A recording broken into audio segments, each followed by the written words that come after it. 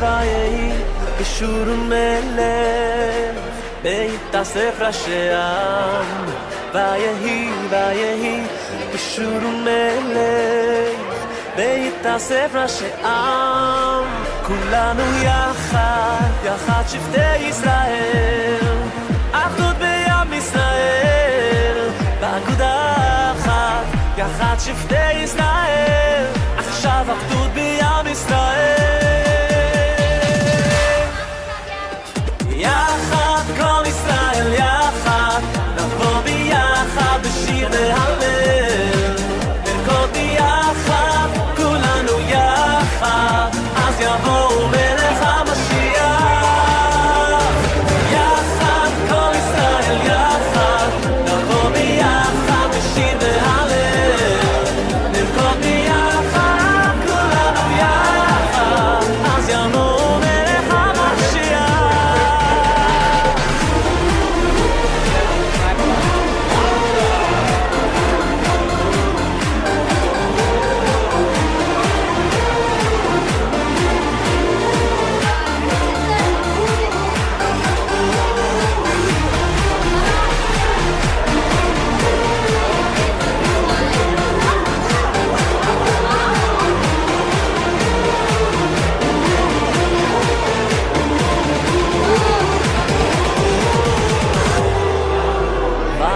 ויהי בשור ומלך בהתאסף ראשי העם ויהי בשור ומלך בהתאסף ראשי העם כולנו יחד שבטי ישראל אחדות בעם ישראל אגודה אחת יחד שבטי ישראל עכשיו אחדות בעם ישראל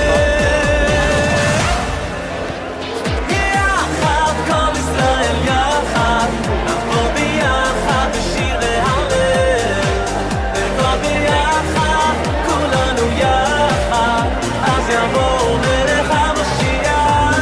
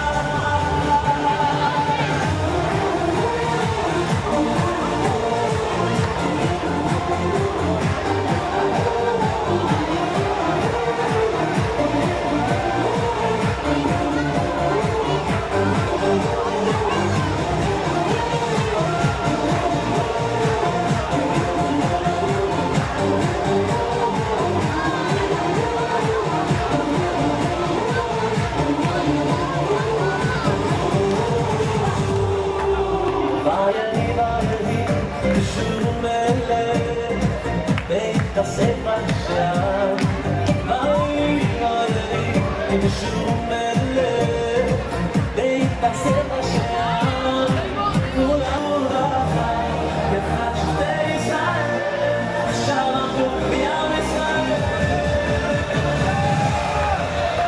יחד כל ישראל יחד אנחנו ביחד נהלל נדבר ביחד כולנו יחד אז יבואו מלך המשיח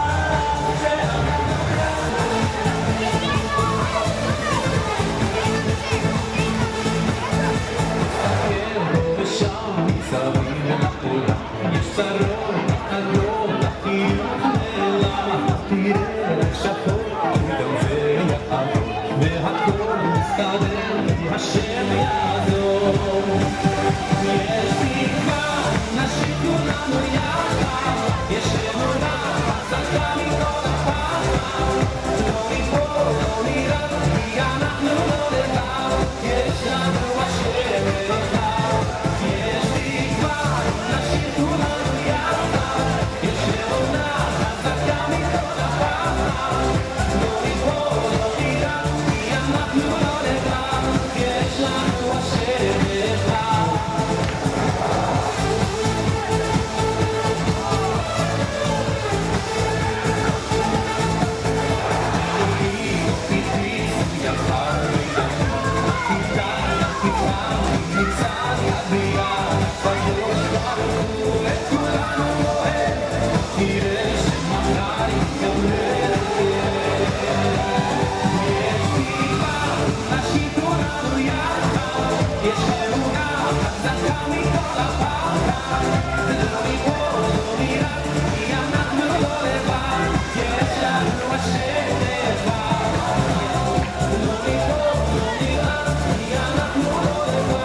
יש לנו השם אחד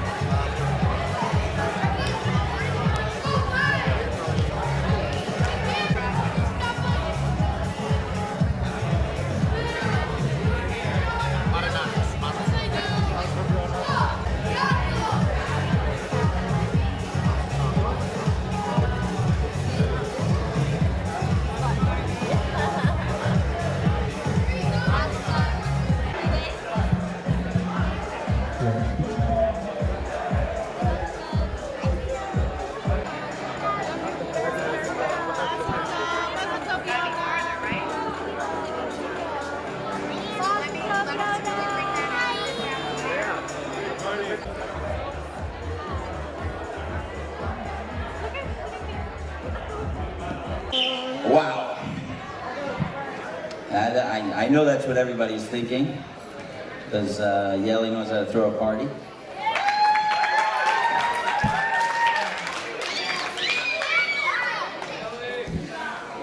I'm going to speak a little bit later, but I want to introduce my son, who is the main guy here, the star of the show. And he's going to share some awesome words that we wrote together. And without further ado, the Bacher HaBar Mitzvah, Yonah Pearlman.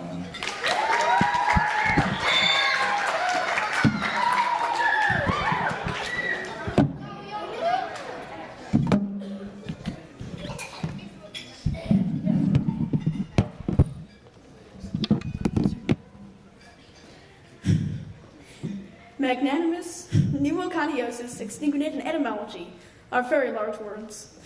If you know me well, then you know that I really like large words. Unfortunately, my father says that I'm not allowed to use large words, otherwise everyone will fall asleep, and the dancing will be very boring.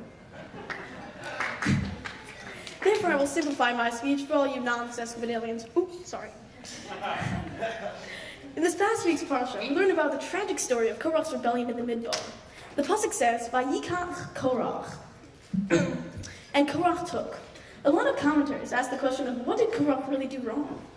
After all, his claims seem to be fairly reasonable, and there are many answers. Not to be biased, but my favorite answer was given by my great-great-great-great-great-great-great-great-grandfather, the holy great tzaddik Rabbi Yitzchak Averditcher, who some people say may have been the greatest of his generation. He says that really Korach was a tzaddik, and he goes on to explain that there are two types of tzaddikim in the world. Both of them want Hashem to get pleasure from us. However, one type of tzaddik wants Hashem to get pleasure and is just as happy if someone else does the mitzvah, that mitzvah. The other one is more focused on getting the reward for doing the mitzvah, and therefore has to do it himself. So he wouldn't be alright with someone else doing the mitzvah. This is what it means when the pasuk says, "Vayikach Korach," and Korach took. Korach wanted to take the mitzvah for himself, and that was his error. As I enter the age of being responsible for mitzvahs, I hope that I can integrate my great-great-great-great-great-great-great-great-great-grandfather's advice and apply this perspective to mitzvahs in my daily life. That when I do mitzvahs, I will see it in the bigger picture, that the goal is to follow the will of Hashem and to increase my relationship with Him. And I should try to avoid to get all the credit to myself, rather understanding that the greatest pleasure to Hashem is when His children are working together. And now I would like to continue the tradition of thanking all the people that have got me this far in my life. Salta and Grandma, my great-grandmothers, though you couldn't be here today, thanks for being great. Uma, thank you for being the most supportive, kind, and loving grandmother that I could have ever hoped for.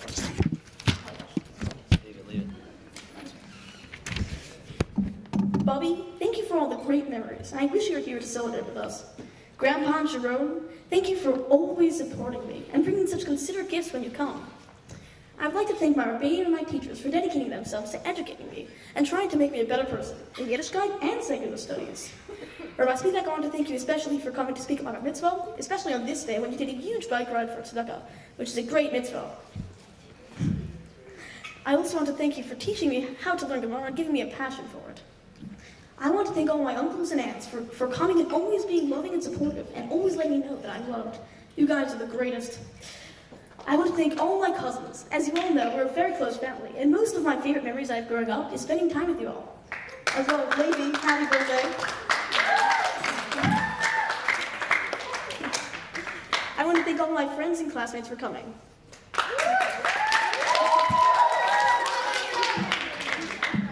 To the greatest siblings in the world, Beanie, thank you for being a kind, compassionate sister, without whom my life would be very dull. Shava, thank you for being the most incredible sister, even though we may have fought over the many years, many times. I would like to express my appreciation for all the kindness that you have shown me. Gabriel, thank you for being an exceptional brother who exceeds in kindness, humor, and video games. And of course, I'd love to thank my parents. Mommy, thank you for being the most supportive, loving, caring mother that I could have ever imagined. Thank you for believing in me, no matter what. And of course, thank you for arranging this entire bar mitzvah celebration. Abba, thank you for being such an unimaginably spectacular father. Thank you for loving me and always caring for me. And thank you for preventing me from using large words in this speech.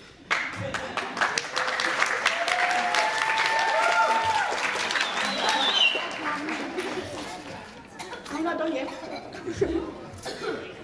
I'd like to as well acknowledge all the nights that both of you stayed up tirelessly working on both the party along with the Shabbos Bar Mitzvah celebrations. You are the most loving parents that I could have ever dreamed of. Thank you.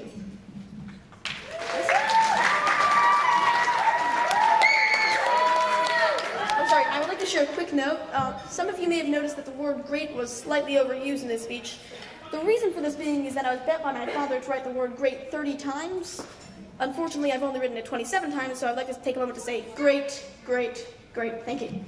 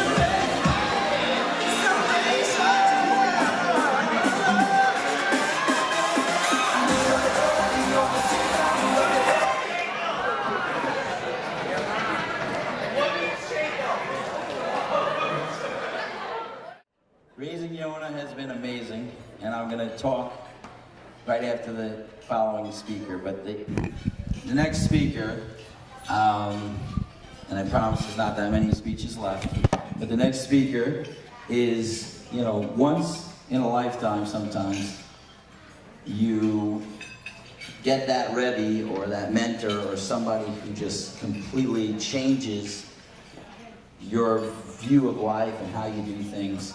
And Yonah mentioned in his speech, Yonah had a 5th grade Rebbe who taught him how to love learning Torah.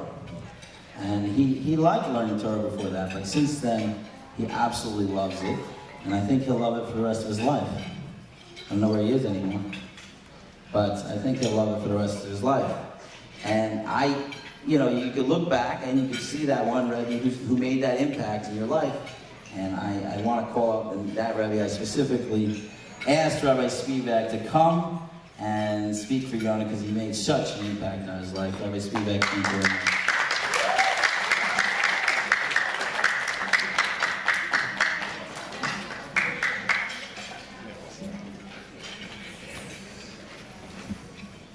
Mazel tov.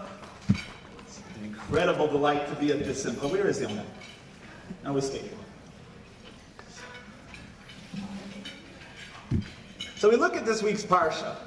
Always a good place to start. And we see the story of the death of Miriam Hanaviah. Shortly after the beginning of the parsha, we learn that Miriam passes away.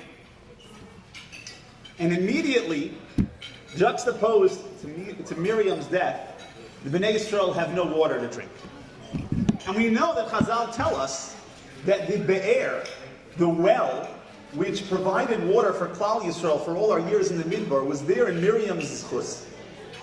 And as soon as Miriam was no longer with us, that Be'er, that well, was removed. And now we had no water to drink. What we have to understand is, what is the connection between Miriam and that Be'er? Why, of all the things that we could have had in Miriam's chus, that we could have had in Miriam's merit, did we have the water? Why not the mud? Why not the Ananiah kavod? Why was the water specifically in the merit of Miriam? If we look back to last week, not in the parsha, but after the parsha, in the Haftarah, which was the Haftarah that we read whenever Rosh Chodesh comes out on Shabbos, the Navi Yeshayahu begins with a very logical point. Yeshayahu Navi says, "Hashamayim kis'i v'ha'aretz hadom ragloi." The heavens is my throne, the earth is my ottoman, is my footstool. Eizeh vayis asher tevuli. What house are you building for me? You're going to build a Beis HaMikdash for me? I made the world. Ve'ezeh makom menuchasi. What place? You're going to give me a place to rest? That's called Eli Yadi Yasasa. I made everything. Right? But good question. Why do you think that you can make a house for me, says Hashem, when the universe belongs to me? And then he goes on to say that everything you're doing in the Beis HaMikdash is foolish. Shochet Hashor, the one who shechts an ox, the one who slaughters the ox for a sacrifice.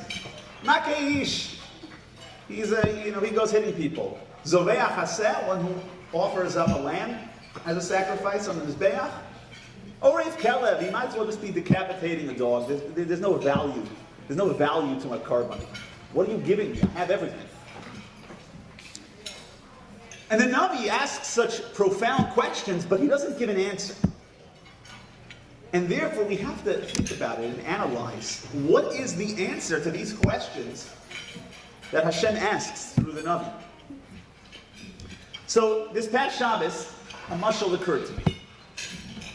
And you have a 10-year-old kid who wakes up on Mother's Day, 6 a.m., goes into the kitchen, is going to make his mother breakfast in bed for Mother's Day. And he pours a cup of coffee, Of course, it spills all over the counter. Of course, he forgets to put in sugar and milk. And he promptly burns a couple of pieces of toast, goes out to the garden and rips out his mother's favorite flowers. And at 6:45 in the morning, on a Sunday, his mother is awoken to breakfast in bed, consisting of burnt toast, a mutilated garden, ice-cold bitter coffee, and a kitchen that is a disaster. And she looks at the breakfast and she says, "This is the most sweet thing that anyone has ever done to me." And she means it.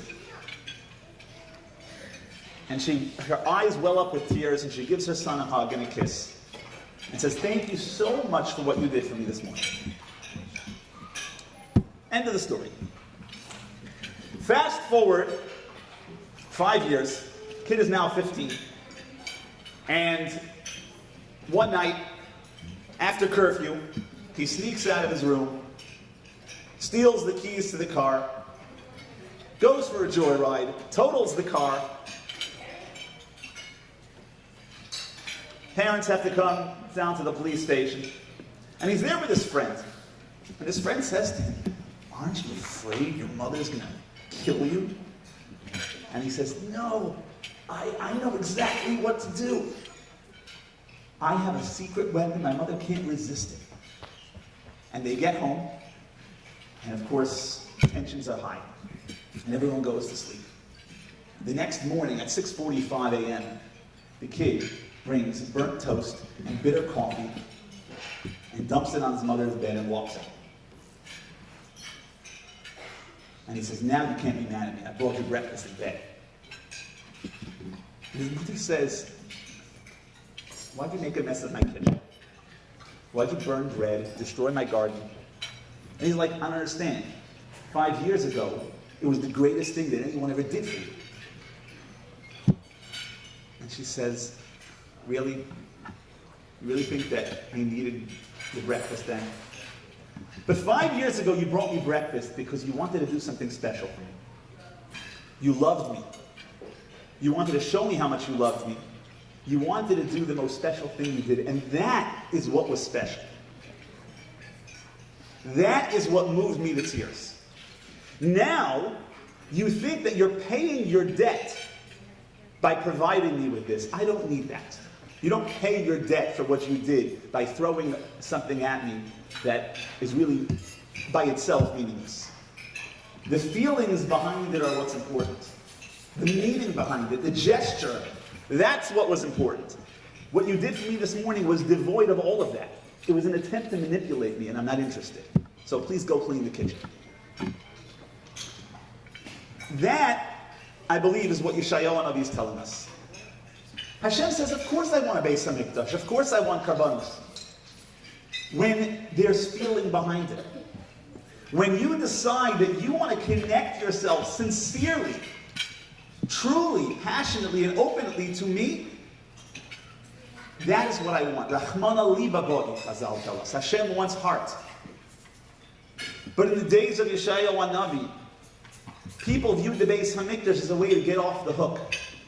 You do what you want, and then you go bring the sacrifice to clean your slate. And Hashem says, I don't need that. You're not paying me off, I have everything. The difference is, when we approach Hashem, when we want to serve Hashem, we need sincerity. We need to have our heart. We look at Miriam. Miriam was nothing but heart. Miriam, when her baby brother has to be put in the Nile River in a basket, the whole family believed that Hashem could do a miracle. Hashem could save him somehow. But they went home. Miriam was so sincere, so real about her bitachon in Hashem that she stayed to watch what would happen. It was so real to her. Hashem, we are relying on you. You're going to come through for us. I'm going to stay and watch how it happens. And then when it was time to leave Mitzrayim, Miriam packed her tambourine because she was absolutely certain there'd be what to sing about. what to dance about. Chazal tell us that Miriam and that other women following her example, they packed musical instruments because they knew there'd be miracles. Their bitachon, their emunah, their connection to Hashem was so real. The Torah is compared to many things. Chazal tell us that Torah is compared to wine, Torah is compared to fire, Torah is compared to many things. One thing that the Torah is compared to, perhaps more often than anything else, is water. So why is Torah compared to water? What's unique and special about water that we say that Torah is like water in many ways? Water is the greatest drink there is. If you're thirsty.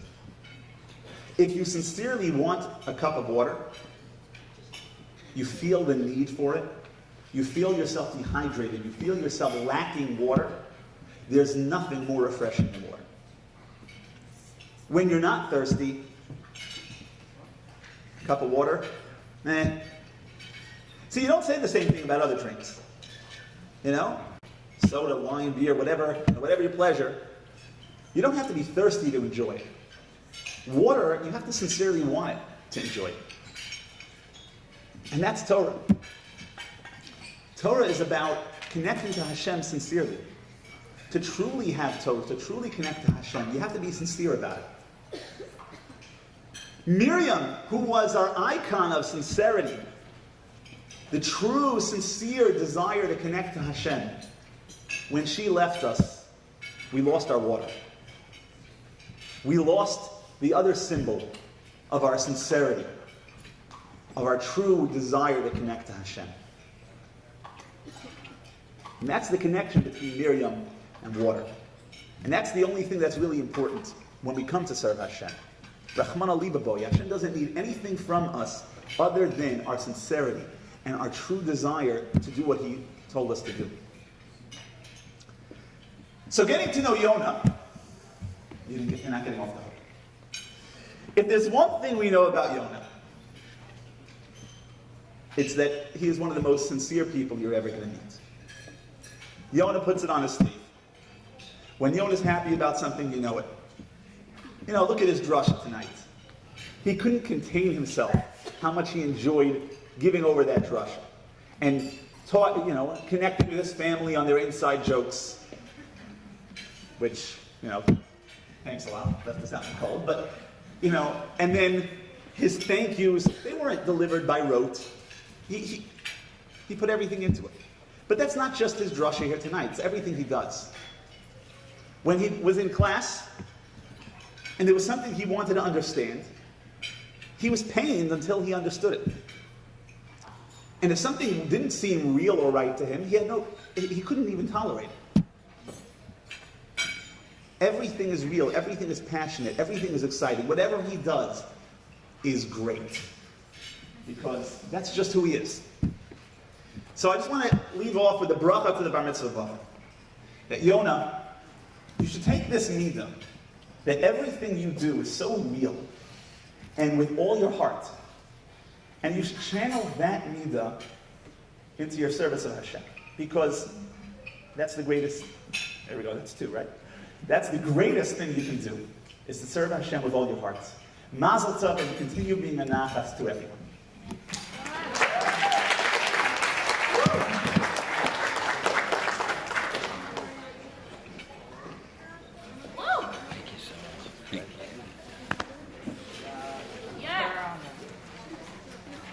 Which one was yours? This one yours? That one is theirs, yeah. Theirs?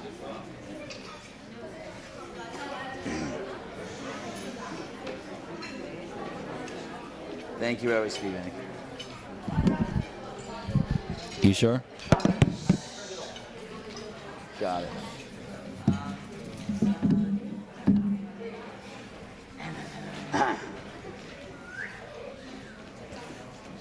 I got it.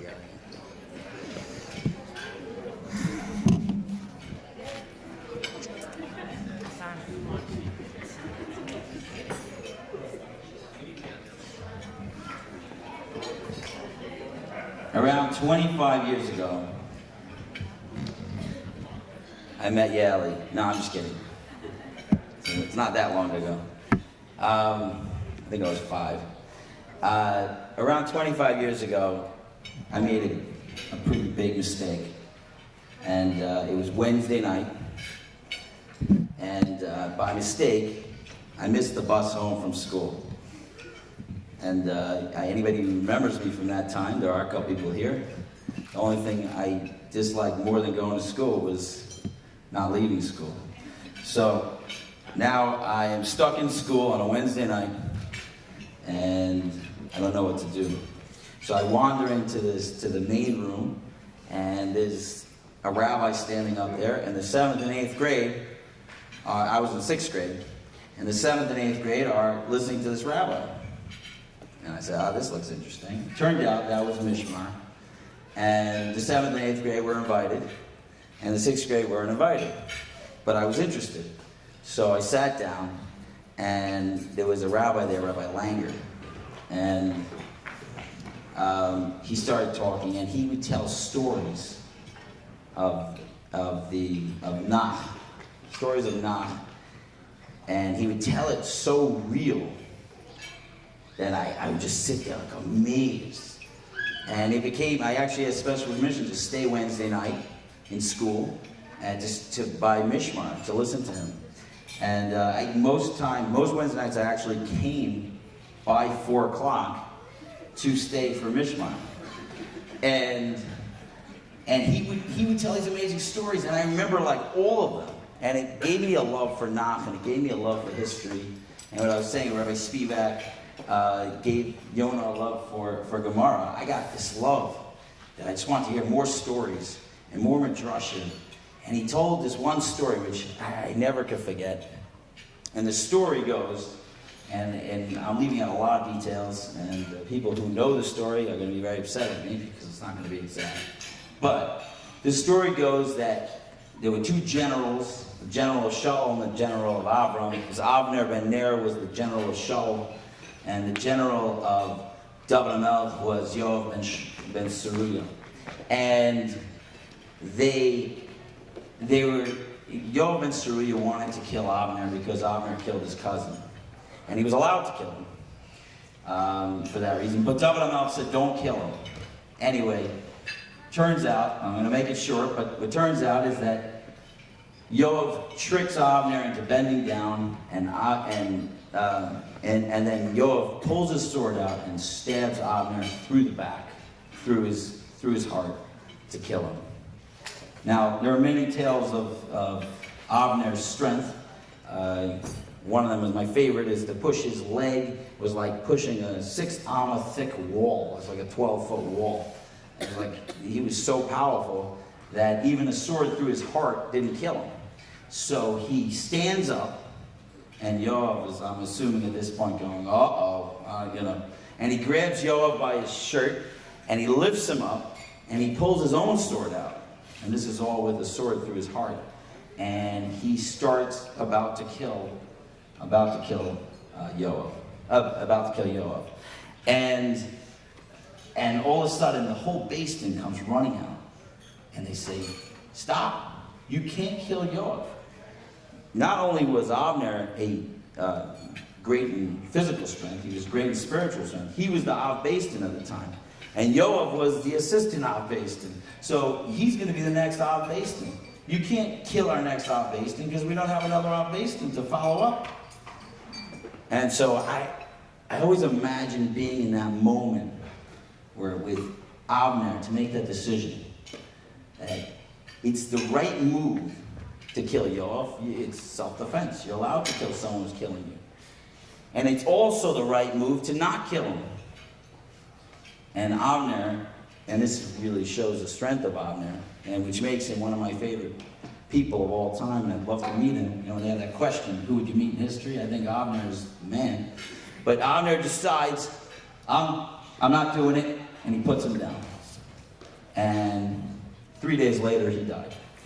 So, I always dreamed that I would be as strong as Avner. That whenever decisions came around, I'm going to be able to make the right decision, to listen to the right advisors, To be able to fight every part of my being that's trying to do what I think is right and beat that and do what's right. Now, I'm telling that story because I'm sitting here 25 years later from hearing that story. I don't know if it's 25 years. I didn't really calculate it, but it's something along those lines. And I think this is Yonah. And Rabbi Spivak was saying a very similar idea. Is that Yonah believes in truth, and he will fight you to the death for the truth. And he will argue, and he needs to do what's right. He is, what we used to call him, is earnest. Everything he does is going to be the right move. And he's had this since he's a little kid. And it's quite amazing. It's quite amazing. And I'm like amazed that I'm sitting here 25 years later with a son that's got the strength of Abner. No pressure.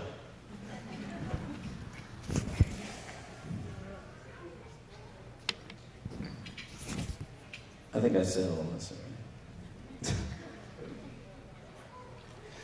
So, actually thinking about saying the speech, I was thinking this is going to be a cinch because I work with teenagers for 20 years, and you got to assume that I have some really good wisdom to say.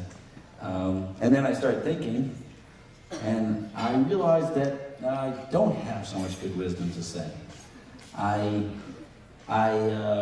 This Pesach, I was in South Africa by my sister Chev, and we were talking about the 4 sons, the Chacham, the Rasha, the Tam, and the Shem, the Elisha, and a couple of thoughts hit me. But one of the thoughts I had was, this has been my experience in parenting.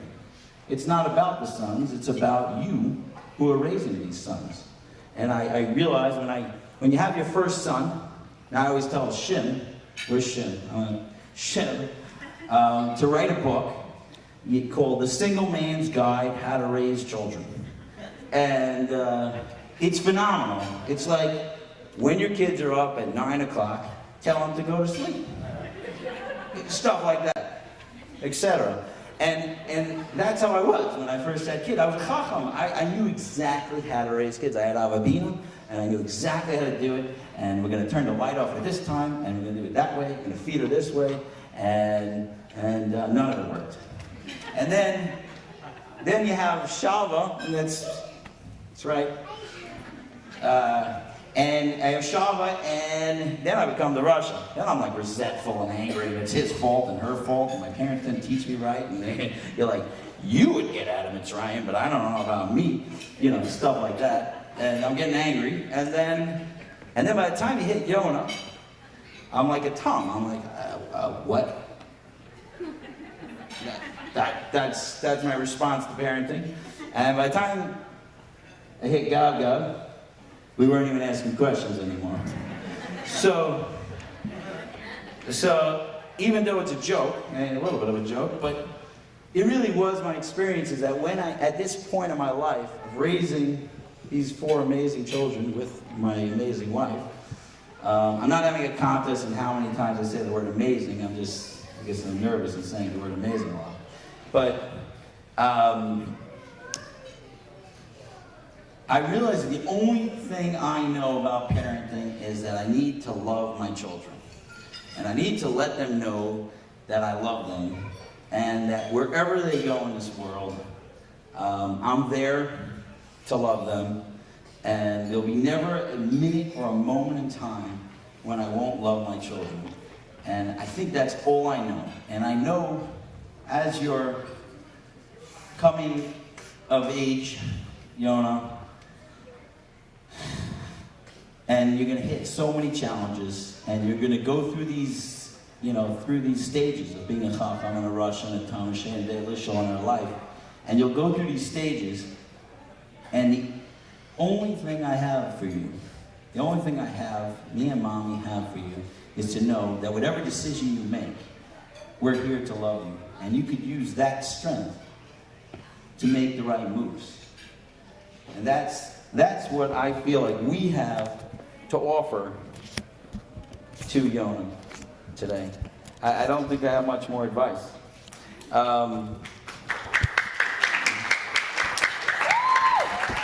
Thank you.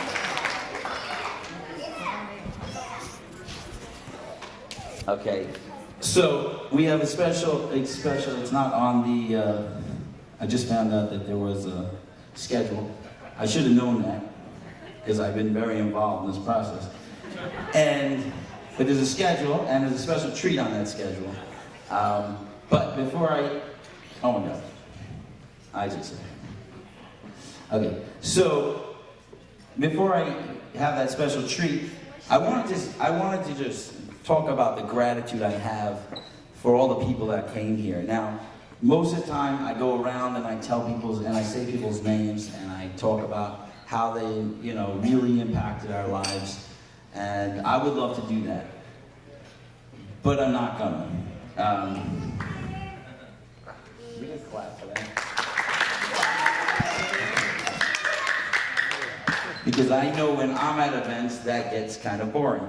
So, I want to say, just a blanket, that even though there seems to be a lot of people in this room, there's not one person in this room that we don't consider intimately connected with us. Really, in a very deep way. This is a very small, intimate crowd for us. And every single one of you guys, and you know how you've impacted our lives, have made a difference in our lives, and I want to thank you all. Woo! Okay. There is one thank you, besides for Hashem, I do thank Hashem, but there is one thank you to a human being that I would like to make, and that is to my beloved wife, Yali.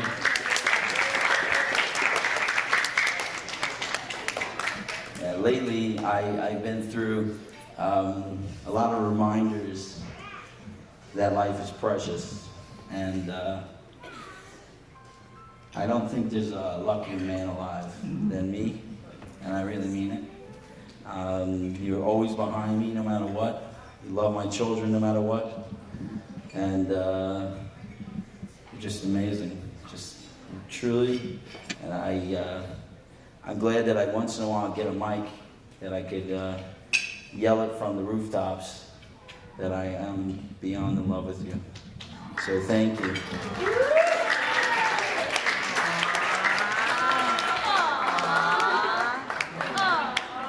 Okay, without further ado, I am now going to call up Yali, because she had a special presentation for Yonah.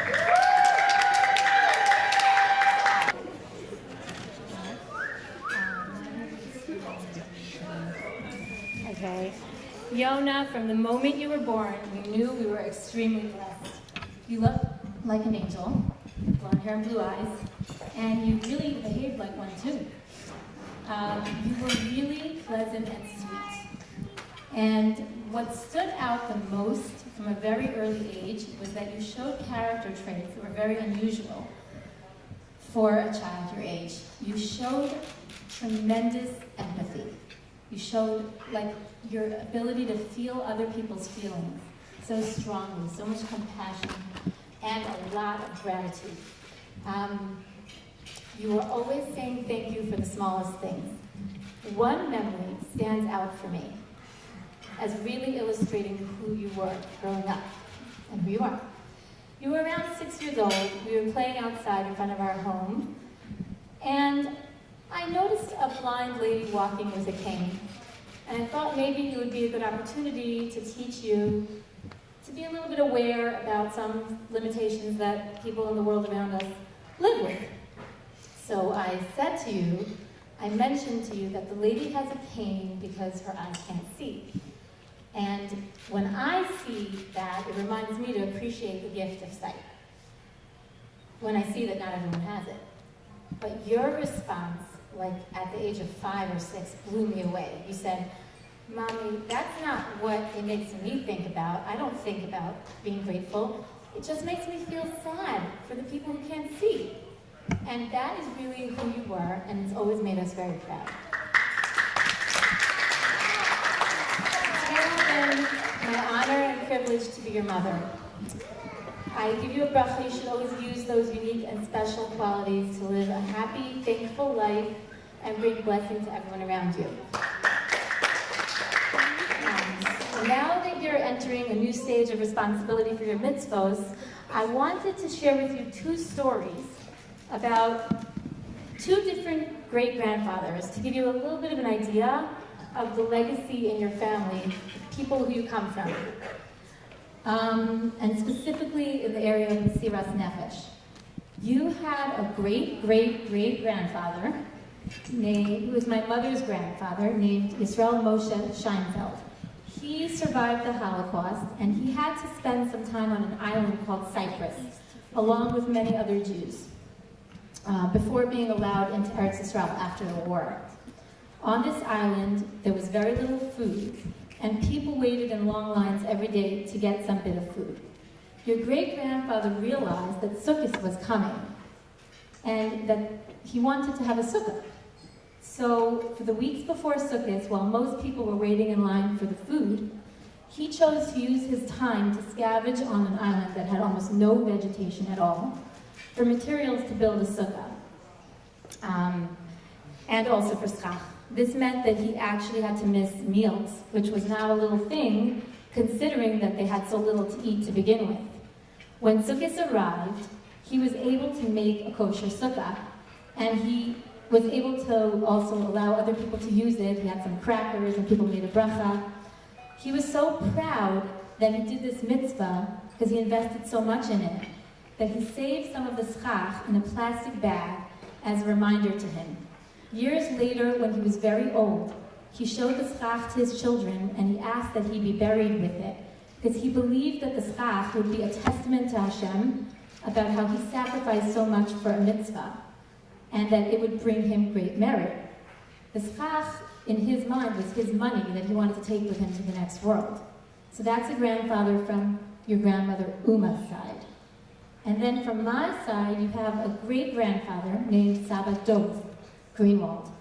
He was my father's father, Yisrael Asher, who you're named after, Yonah Yisrael Asher. He was from Hungary, and he was also a Holocaust survivor. He survived the infamous concentration camp Auschwitz. When he was there, his tefillin were stolen, and he didn't give up. He spent many days searching until he located them. Then he decided to do a very brave move. He decided that he would risk his life every day to put on tefillin in secret. It was a risk because if you were caught, then they would be killed. He didn't just do this for himself, he did this for anyone else who wanted to put on tefillin. He set up a secret time and place with people standing guard, and everyone knew that they could use his tefillin every day. One day, he was caught. A Nazi found him wearing tefillin, and Saba Dov thought that his life was over. Instead, an open miracle occurred. The Nazi got a look of terror on his face, and he ran away. So your grandfather, Dov, always believed that he merited to have the words of a pasuk come true in that moment. The pasuk is, "V'ra'u kol amei haaretz ki shem Hashem nikra alecha v'yira'u mimecha," which means, when all the nations of the earth see that the name of Hashem is upon you, they will fear you. So I always felt that your grandfather, who you are named after, Yisrael Asher, the son of the great-grandfather with the tefillin story, would have wanted to be the one to give you your first pair of tefillin. This year, an amazing thing happened, really another miracle. This year, right before Rosh Hashanah, your grandmother Uma, my mother, was looking through a random box of paperwork, and all of a sudden came upon your grandfather's tefillin, sitting under some piles of paper. They had been lost for the past 30 years. It was almost like they were sitting there all these years, waiting to be discovered at the right moment, the year of your bar mitzvah. So your grandmother was so excited, and because it was the year of your bar mitzvah, she wanted to give them to you. Your grandmother made it possible for us to have them checked for kashrut and restored. We felt that there would be nothing more fitting than gifting you with your grandfather's tefillin. While they look brand new on the outside, they carry the same parshios that your grandfather used in his tefillin. So they're now being passed down to you as a continuation of your family's legacy. And I also have my own special gift that I wanted to give you. This past year, I embroidered a tefillin bag for you to hold these precious tefillin. So Ima, if you could come up, and Yonah, please come up so we could give you these gifts.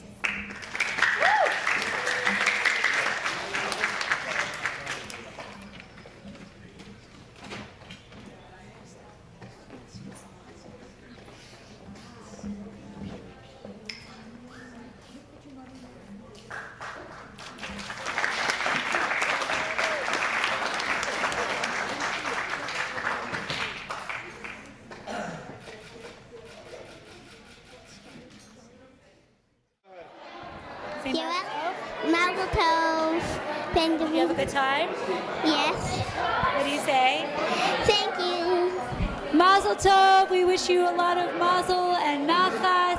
And tov. And you did amazing. Your speech was amazing. Everything was so beautiful. Good job. We look forward to the lading.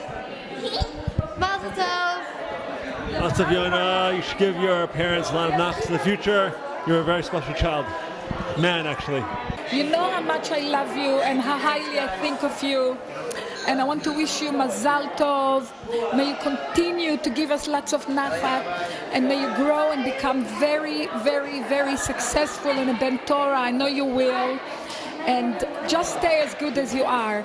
Again, Mazel tov, good luck. And all the very, very best from Uma, who loves you very, very, very much. Mazel tov, Mazel tov. It was a beautiful, beautiful bar mitzvah. It was great and amazing and incredible and wonderful, and we're so happy to be here. It was very well done. Thank you very much. I hope you sometime watch this video so that I'm not just talking to nobody. All right, have a great day. Bye. Mazel tov, Yonah. You should be good. Bye.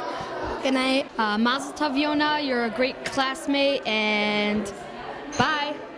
Mazel tov, Yonah. Mazel tov, Yonah. I love you so much. Woo! Mazel tov, Yonah, on your bar mitzvah. It was beautiful. It was beautiful. We had such a good time, and can't believe you're already 13. Amazing, amazing, and we're waiting to come to your wedding. Bezrat Hashem. Coming in Okay. Mazel tov. Mazel tov. I had an amazing time at my brother Yonah's bar mitzvah. He's playing chess because he's smart. I'm very proud of him. He's awesome. Happy birthday and Mazel tov.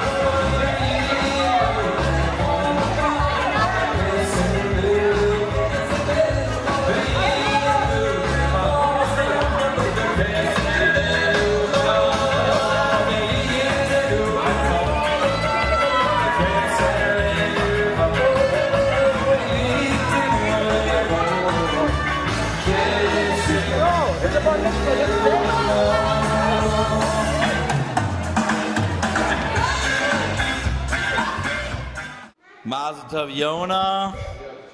That was one of the most beautiful bar mitzvahs I've ever been to. It was the most beautiful bar mitzvah I've ever been to by far. And I think that the amount of people that love you here was incredible. And you should have an amazing, amazing life in the future. And I see great things coming out of you, obviously. I mean, you can see it by all the people that love you here. And we love you. Yonah, I love you so much, and I just give you a bracha that you should just have the happiest life. You should always feel thankful and know how lucky you are, and know how many people love you, and know that we love you so much, and we had the best time. Go ahead. I was asked to say how much fun I had by my mitzvah, and the answer to that is an incredible abundance. I had an extraordinary time, and I would as well like to thank my parents for everything that they've done, all the dedication, the tireless night, the sleepless nights, the nights that you planned and that you made this entire celebration for me. I'm extraordinarily thankful. Should I continue, or? If you want. Okay, I would as well like to thank everyone who has come, and all that you've contributed toward our lives. Thank you so much.